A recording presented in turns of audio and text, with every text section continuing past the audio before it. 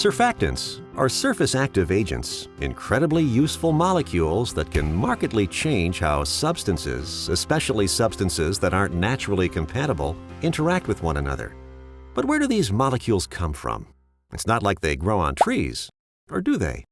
For us, the process starts with sustainable forestry, which means for every tree we harvest, we plant 5. Our tree, 70% is made up of fiber used to make paper products.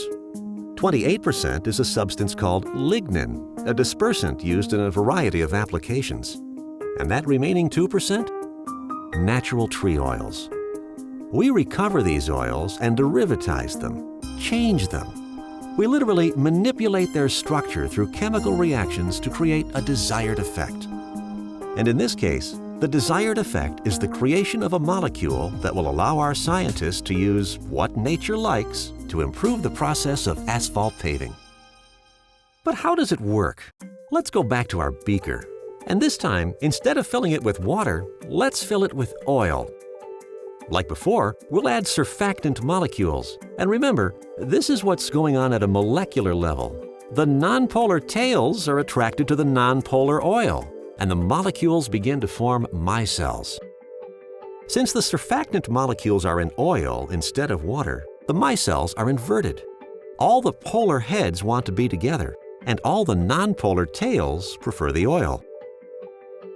If water is added, it is drawn to the polar heads and resides happily inside the micelles. Now what if we applied these same principles to the production of asphalt?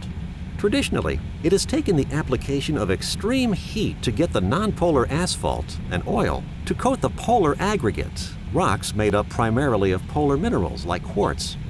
But when Evotherm is introduced, a solution that includes our specially engineered surfactant molecules, much of the heat energy is replaced with chemical energy.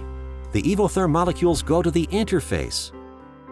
The polar heads are attracted to the polar properties in the rocks, and the nonpolar tails attract the oil.